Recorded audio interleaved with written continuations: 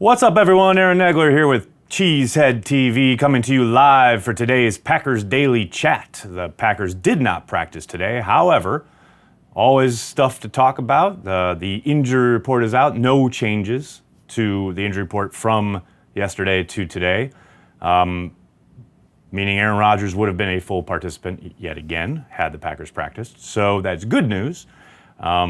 Lots of guys probably still up in the air as far as play time, although Mike McCarthy earlier this afternoon did indicate that he expects Geronimo Allison, Randall Cobb, and Jair Alexander to be in line to play. Now, things can always pop up later on as far as how they react to yesterday's practice, etc. So McCarthy left the window open just a little bit that they may not play.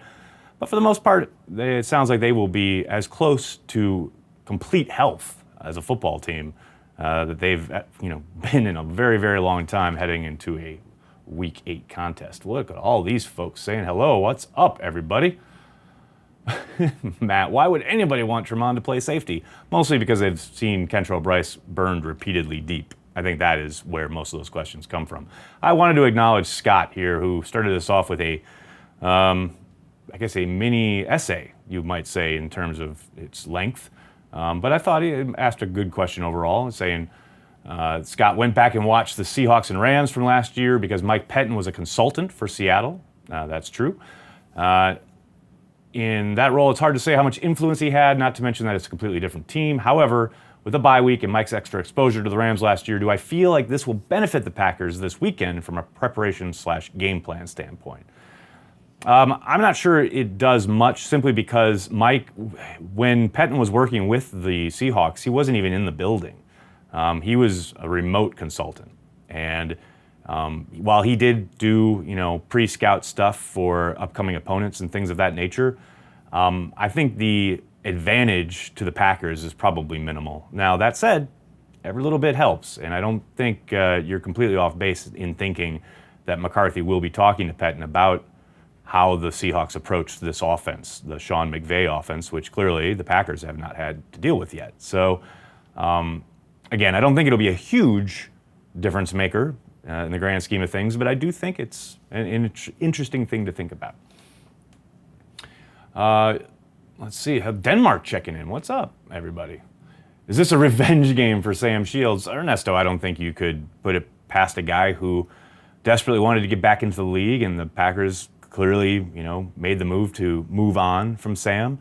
But I think there's not really any ill will there. At least I haven't got the sense that there is. I mean, I know everyone in the building still loves him, and it sure seems like the relations there are good. Ooh, spicy shots with a spicy question. Is Davante Adams better than Jordy when he was in his prime? I think they're different players. I think Jordy is a bit more of a muscular player. Did a lot more as far as sideline artistry, and he ran that boot shot play better than anybody. But I think Davante is a much better technician off the line of scrimmage, getting off press, getting off of the line and getting into his route. It's probably one of the best I've ever seen at doing that. So I think obviously they're both productive, and I think Davante, will continue to be so. But, as far as who's better, I think there's different receivers. Both very, very good. Hello from Arizona. What impact could we see from Rashad Breeland if he plays? Randy, that's a good question. And speaking of Breeland, McCarthy was asked about his, possible playing time finally, kind of late in his press conference today. And he did say it was good to have him out there and in the mix and part of the plan. So it sure would appear that Breeland is in line to play his first snaps as a Packer Sunday in LA. And now, as you're asking what kind of role could he have, I am very interested to see how they use him. I would tend to think they would use him in a reserve role, probably as a dime back, maybe on the perimeter when they go dime. But I don't see them matching him up with any of the speed that the Rams have at wide receiver. It's going to be an interesting kind of chess match there, how the Packers deploy the assets in the secondary. But yeah, I think his initial work will be limited, I would think anyway. Trade for Jordy. They have so many wide receivers. Why do they need to trade for a wide receiver? Who is the best undrafted Packer of all time? Whoo, Ben. Man, that's a question. I don't know. I would have to think about that one. You know, my heart is always fond for the undrafted guys, but to give one the title of most, or the best ever, yeah, that would take some thinking. Did you see the Rams injury report? No, Jordan, it hadn't come out yet last I looked, but I know Ndamukong Suh was on it yesterday with a knee, and I know Kupp was probably not going to play, and I see you're saying that Brockers did not participate. That would be huge for the Packers. That would be the Packers probably catching them at a good time. Good question, Northwoods. What's been the problem with Mike Daniels so far this season? Just hasn't been very productive. I think he's played well in spurts, and I think he does a lot of dirty work that doesn't show up on stat sheets or get him kind of on the replays, so to speak. But he's also disappeared for stretches, and he's also been manhandled a little bit more than I think we're used to seeing. Now, how much of that is the scheme? How much of that is him being asked to do something different than he was before in a different scheme? I can't rightly say at this point, but it's been noticeable, his lack of explosion on obvious passing downs. That was a spot where you could kind of count on Mike to make a move, so to speak. And so far this season, he has been relatively quiet in that regard. Do you think electing to receive the kickoff rather than deferring could help our offense start faster? Rogers has mentioned a successful offense helping out the entire team. Griffin, I think there's something to that. I do think they really like deferring because they love trying to get that double up where they score before the half and then score again at the start of the second half. And I get that. Anyone who plays Madden online knows that that's the way to go. But I wouldn't be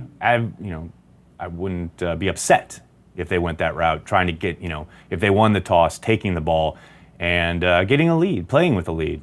When they went on their run in 2016, that started with them getting a lead on the Eagles, and everything flowed from there, in that game anyway. And while, again, I understand their thinking and reasoning behind deferring, maybe it is time to mix it up a little bit, switch it up, especially on the road against a team that has a very high-powered offense. If there's a week to do it, this would be it. If we start with quick passes, no huddle, do you think MVS could really be an asset for this kind of approach to the game? Absolutely. Absolutely. I know he's not a darter. He's not a guy that you're going to describe as shifty, but I absolutely think his size and speed would help in any kind of attack. I think he's put enough on tape to show that he can handle whatever kind of offense they want to run. And that's why I'm really interested to see what kind of rotation they get into if those guys are all healthy. How do they divvy up the playing time? And where do they play these guys? They started using Adams a whole lot in the slot on Monday night. And I would like to see that continued, but then does that mean Randall Cobb gets bounced outside? Possibly. Yeah, it's gonna be fascinating to watch how it plays out. We got a bunch of questions on Twitter, so let's head over to the Twitter cam, for whatever lack of a better phrase. See what people are saying online, people who can't make it live. See, Riggs asks, who do you think matches up with Cooks? That's a really good question. I don't think it's as cut and dry as, okay, you got that guy, you got this guy. It never is. I'll tell you who won't be. That'll be Tramon Williams. If you see Tramon on Cooks, the Rams are going to try and exploit that. And undoubtedly, McVay will be scheming up ways to get him onto a Tramon Williams or even on a safety.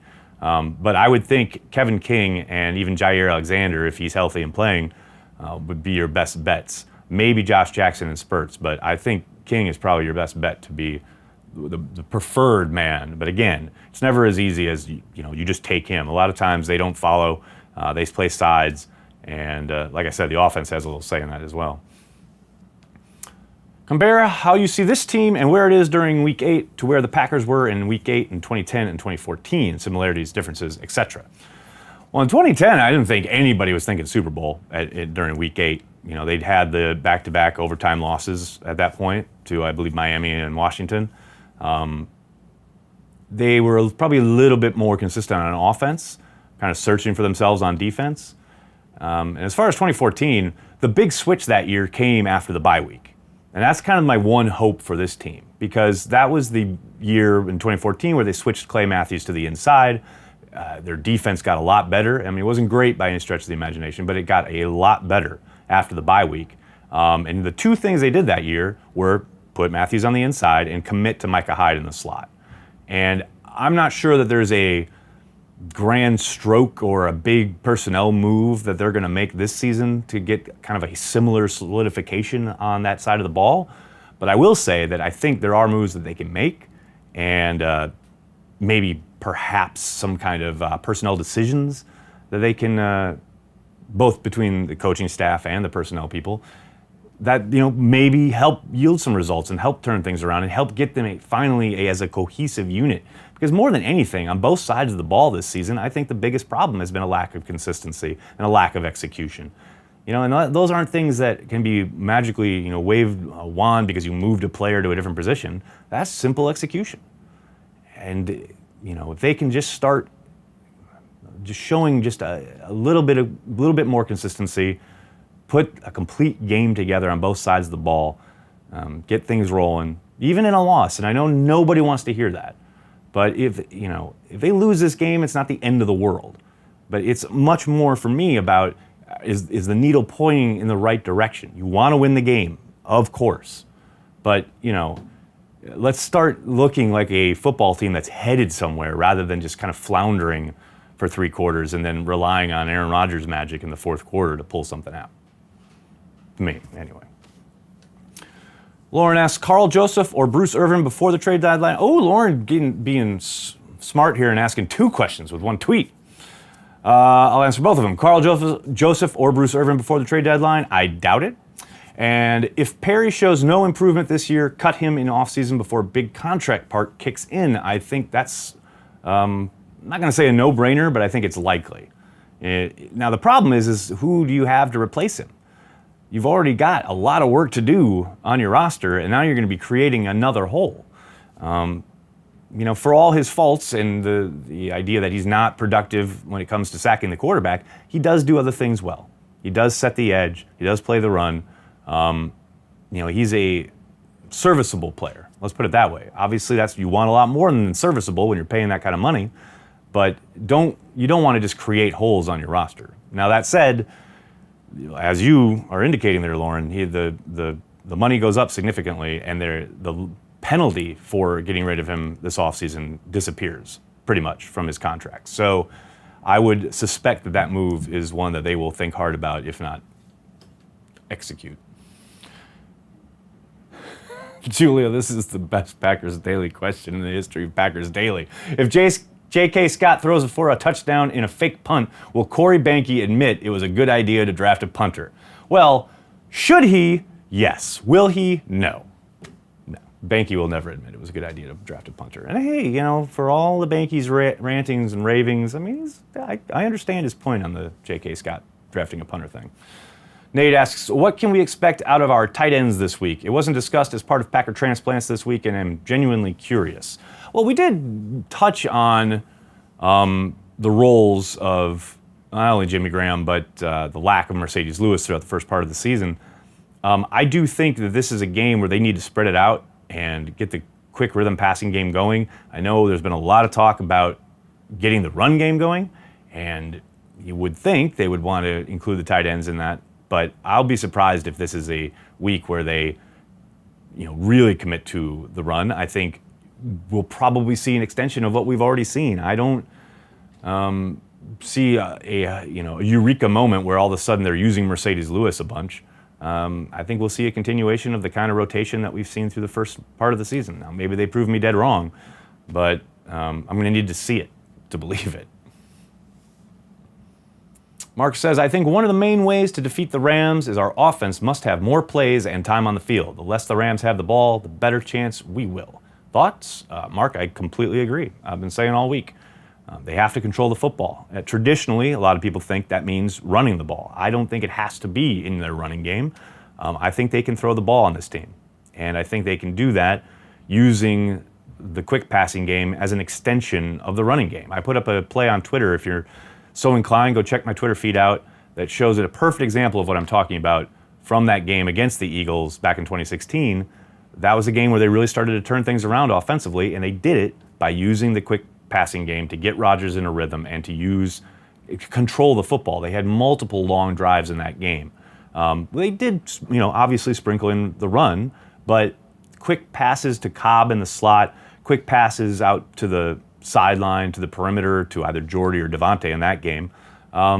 Designed to just get what the defense is giving you. If they're playing off a little bit, go get those 4, 5, 6 yards on first down.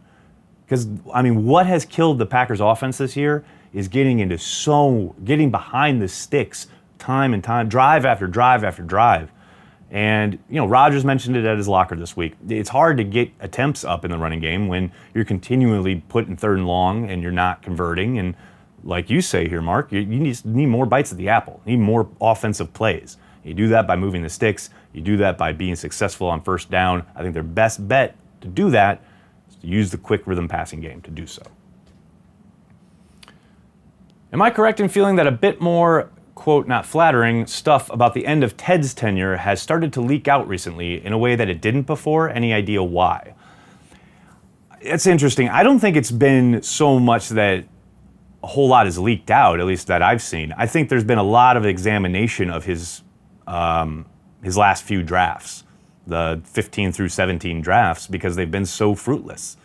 And I know Rob wrote about Russ Ball making the call to allow guys like Peppers and Hyde to walk. But I don't know that there's been, as far as I know, that's kind of the one real iteration of what you're talking about there. I know we've discussed it a lot. We've discussed those drafts a lot, mostly because, as I say, you've got a team that could really use some of those picks to start contributing, whether it's Josh Jones, whether it's Montravius Adams, and they're just not. So I think what you're seeing is a big-time kind of evaluation of that final period of Ted's tenure and the Russ Ball's involvement in it. But as far as, it's not flattering and there's a lot more coming, I just think there's a lot more kind of material to work with now, because when you're in it, you're what do we always say? You got to allow 2 or 3 years to evaluate a draft class. Well, we've had 2 or 3 years now, and those draft classes do not look good. And I don't think anybody's going into this and talking about it and examining it, with the intention of being, trying to get Ted or something like that, or paint an unflattering picture. The picture is unflattering, all on its own. Nobody needs to embellish anything. So I do think, I totally feel what you're talking about, because it get brought up a lot this season so far. But I think that's because they could really use some of those picks at this point. All right, everybody, I'm going to go back to the live chat over here. Let's see what's up. You guys, you ruffians, as I'm talking to Twitter over here. Can Kendricks give the Packers any insight on the Rams because he used to be there? I doubt it. He was with Green Bay when Sean McVay came in, so I don't think there's going to be much that he can glean, so to speak. Blake asks, seeing how versatile and good Taysom Hill has been in New Orleans, do you think he would have helped the team in Green Bay, or would McCarthy not know how to use him like Aaron Jones? Well, I think the Aaron Jones thing is a little different, but I know Mike wanted to keep him, and they made the choice to move on, and he was just happy to have a third quarterback at that point. You look at how he's being used in New Orleans, I don't think in a million years Mike would have done that. He certainly hasn't shown a ton of creativity as far as his personnel use goes, So I think he's much more about his system. As Ryan Grant said when he was here for the watch party, he's much more about individual matchups and winning those. And I don't think he would have used Taysom Hill anywhere near what the Saints are doing. Has Raji been added to the Madden roster yet? We really need that run-the-table offensive rhythm again, Julia. They most certainly do. How attractive is the head coaching job in Green Bay if it becomes available? Insanely attractive. You've got Aaron Rodgers, for God's sakes. Trevor Davis helps us on punt return and kick coverage. Why not bring him back? Matt's a good question. He is eligible this week to come off of IR, but you're assuming he's healthy and ready to go. Now, maybe they are, and they probably are, but we don't know for sure. And, I think you bring him back, who are you getting rid of?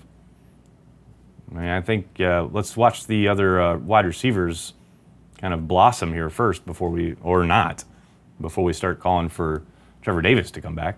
Besides, if you bring back Trevor Davis, are you not bringing back Jake Kumaro, People's Champ? I'm kidding, kind of. Would wearing a club help Perry? Get to the quarterback. Oh, you guys are funny. Need Jair back. He brings life and swag to this defense. Shouldn't be for a rookie, but he is. I couldn't agree more. I said it on Transplants the other night, a couple weeks ago. He's out there. There's just a different energy. And it's kind of one of those intangible things you can't really quantify, but I agree. Jair should return punts, right? Randy? Yes.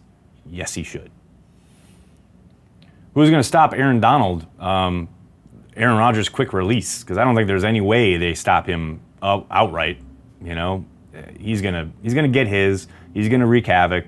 The whole thing is about getting the ball out of Aaron's hands as quickly as possible. Like another reason why I think the quick passing game is the way to go this week. Would it be crazy to explore a contract extension with Kenny Clark now in an effort to get a team-friendly deal that would still compensate him fairly? Well, they can't until he's a former first-round pick, so they can exercise his fifth-year option. But they can't do anything before that. And then they can't do anything until the year of that fifth-year option. Where's Mike Daniels in 2018? Good question, Jonathan. Talked about it a little bit before in the video. Check it out when we're done. 34 is now considered old? Wow. In the NFL, Ron? Are you kidding me? Yes? Where have you been? Do you think we'll see a trick play? Julia, I think we're going to see a lot of stuff. I think we're going to see a surprise onside. I think we're going to see a couple trick plays. We'll see some razzle-dazzle, stuff. Have you ever met Aaron Rodgers? Yes. Yes, I have. Can we expect to see Tony Brown more this second half of this season? I know a lot of people are down on the kid because of the stupid penalties, but he's got talent. I do think they'll kind of sit him if they can because they don't want to risk those penalties, but I think they'll hold on to him because I think he's got a ton of talent. And we'll see. If Breeland's in the mix, I think there's a good possibility he's not even on the 46-man roster game day, but you never know. You think Clay is back after this year? I do not. Calling it now, Ty Montgomery is going to have a big game. He could, Brett. He very well could, especially if, he is the favored back when they go to that, 2-minute hurry-up, mode of offense that they like to do. And if they do more of that this week, then, yeah, I think there's a good chance. Cut Aaron Rodgers. All right, Ben. Thanks for bringing the chat to a screeching halt. That's where I'm going to leave it, with Ben McNew calling for Aaron Rodgers to be cut. I mean, how do you even continue after that? Anyway, thanks a lot, everyone. Sorry if I couldn't get to your question. They do go rather fast. Thanks to everybody on Twitter. Thanks to everybody in the live chat. If you're here on YouTube live, make sure you subscribe to our channel so you get all our stuff. If you're on Facebook later, make sure you're liking and sharing and letting your friends know about us. And hey, speaking of letting your friends know about us, big shout out to the Power Sweep for putting together the Pulse of the Packers Awards that Cheesehead TV was awarded Best Packers Blog. I mean, that's pretty phenomenal. Just a bunch of dudes and gals sitting around talking Packers, writing about the Packers. And apparently some people like what we do, and that's really cool. So subscribe, like, share, do all of that. Thanks a lot, everyone. Have a good night.